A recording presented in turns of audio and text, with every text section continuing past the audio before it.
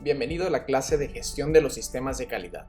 Hoy abordaremos el tema la normalización en México y tocaremos, entre otros aspectos, las normas oficiales mexicanas y las normas mexicanas. Bienvenido. A diario escuchamos que estamos insertos en una globalización de mercados, que la industria de nuestro país debe ser más competitiva y que las empresas deben ofrecer mayor calidad a los clientes. Para sobrevivir y tener éxito en este mundo tan globalizado, las empresas deben hablar el lenguaje del comercio internacional plasmado en la normatividad vigente de nuestro país. Pues cada vez más, los consumidores exigen productos o servicios que se apeguen a las especificaciones que reflejan sus necesidades. Hoy aprenderás sobre las diversas normas que pueden o deben aplicarse a productos, servicios y procesos. Normas que contribuyen al mejoramiento de México y otros países en términos de salud, seguridad, calidad y competencia en los mercados. Así que pon mucha atención y no te pierdas ningún detalle. Bienvenido.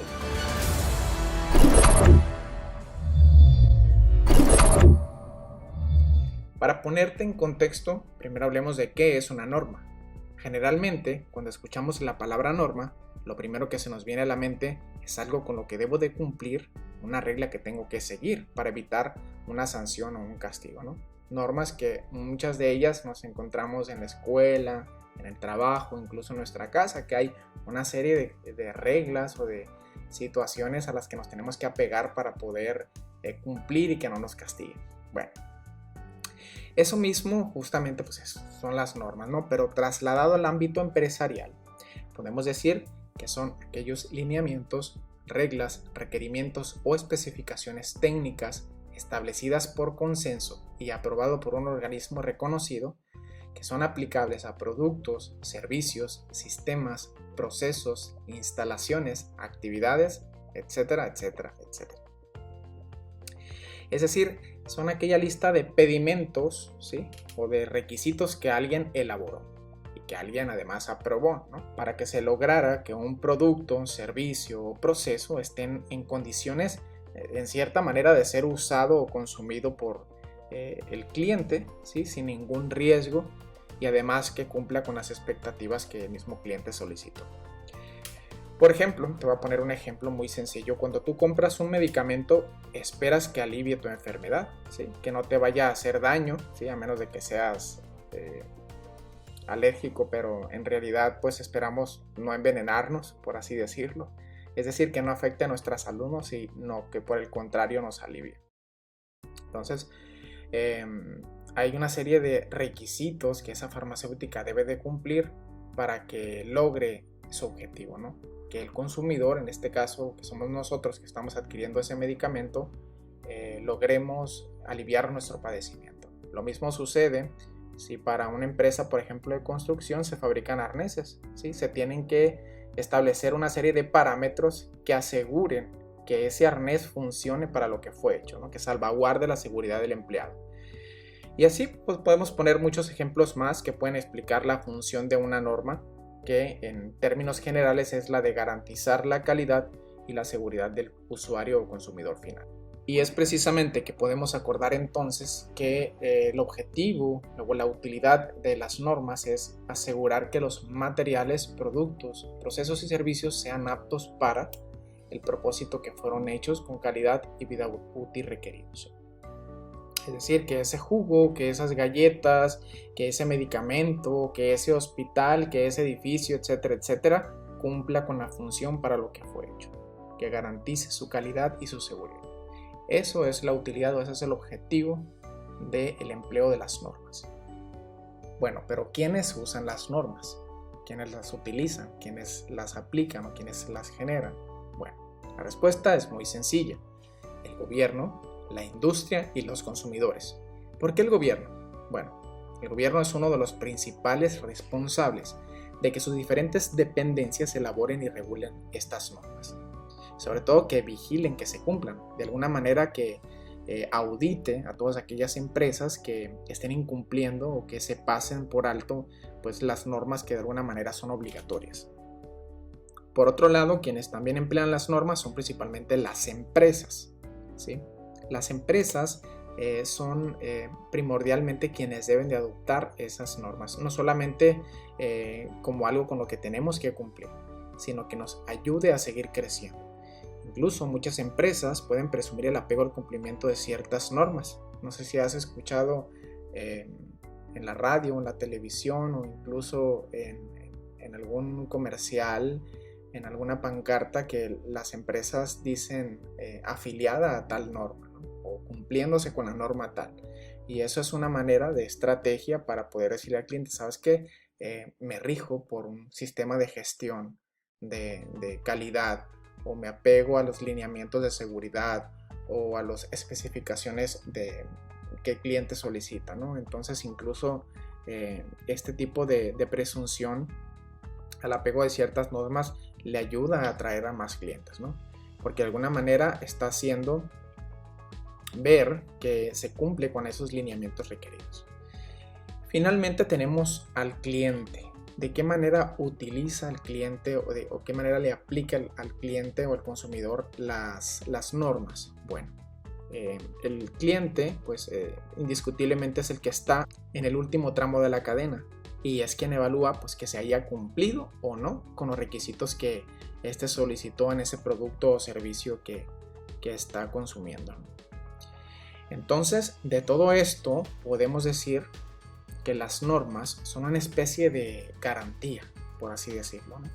Que el gobierno en conjunto, en colaboración con las empresas, diseñan con la finalidad de garantizar esa calidad y esa seguridad de consumo para el cliente. Muy bien, hasta ahora hemos hablado de las normas en general, pero ahora seré un poco más específico. ¿Qué clase de normas existen en México?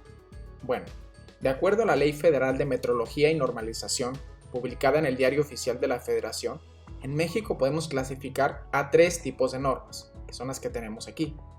Las NOM, que son las normas oficiales mexicanas, las NMX, que son las normas mexicanas, y las NRF, que son las normas de referencia. Las primeras, que son las NOM, son regulaciones técnicas de carácter obligatorio. Regulan los productos, procesos o servicios cuando estos pueden constituir un riesgo para las personas, animales y vegetales, así como el medio ambiente en general, entre otros. Es decir, las NOM son de carácter obligatorio, ¿sí? No son opcionales, son obligatoriamente, sí o sí las tenemos que cumplir. Si aplica a mi empresa, a mi producto o servicio, la tengo que cumplir, no es opcional. El argumento o la explicación de que sea obligatoria es muy sencilla y lo dice en el párrafo. Es porque el incumplimiento a esta norma puede constituir un riesgo para las personas o para otros seres vivos como animales y vegetales, ¿no? Así como también al medio ambiente en general. Entonces por eso se declaran las NOM como obligatorias. Por mencionarte un ejemplo, una de las dependencias gubernamentales que emite NOM es la Secretaría de Salud precisamente. Y por mencionarte un ejemplo, tenemos a la NOM 015 de la Secretaría de Salud, que habla acerca de la prevención, el tratamiento y control de la diabetes, ¿sí? ¿Qué podemos encontrar en esta norma? Bueno, pues protocolos para la detección, el diagnóstico, el tratamiento y el control de esta enfermedad, pues que aqueja a gran parte de la población en México y el mundo, ¿no? Entonces, en esta norma pues se estipulan una serie de parámetros, una serie de lineamientos que se determinaron convenientes, ¿no? A lo mejor para poder contemplar dentro de este rubro de la salud, especialmente de la diabetes, pues aquellos aspectos que velen por la salud de estos pacientes que padecen esta enfermedad, ¿no? Fíjate que la normatividad en México está basada en normas internacionales. Este es un dato muy interesante que a lo mejor no sabías, ¿sí? México o las dependencias gubernamentales y descentralizadas utilizan información, ¿sí? Como referencia de otros países. Por ejemplo, la Secretaría de Salud también toma como referencia aspectos relacionados con la Administración de Medicamentos y Alimentos de la FDA, que está en Estados Unidos. Entonces toma como base, como referencia que están haciendo otros países para de alguna manera enrobustecer el sistema de norma de nuestro país y hacerlo más significativo, ¿no? Con mayor peso todavía. Otras normas de carácter obligatorio que aplica para todas las empresas precisamente son las de la STPS, que es la Secretaría de Trabajo y Previsión Social, sobre todo aquellas que involucran los derechos y las obligaciones de los trabajadores y de los patrones, ¿no? Entonces, la mayoría de las empresas pues, hay un patrón y hay empleados, entonces es donde entran las creadas por la STPS para regular todos los aspectos que tengan que ver con el trabajo, ¿no? La salud ocupacional, los diseños de las estaciones, los ambientes de trabajo, los derechos y obligaciones de los patrones y de los empleados, entre muchas otras cuestiones que podemos encontrar en las normas emitidas por la Secretaría de Trabajo y Previsión Social. Y así hay muchos otros ejemplos y muchas otras dependencias que emiten normas oficiales mexicanas que son dijimos, de carácter obligatorio. Por otro lado tenemos a las NMX, que son las normas mexicanas, las cuales su aplicación es voluntaria. Establecen los requisitos mínimos de calidad de los productos y servicios con el objetivo de proteger y orientar a los consumidores. Aquí tenemos otro tipo de normas que no son de carácter obligatorio como las NOM, es decir, que pueden ser o no adoptadas por las empresas.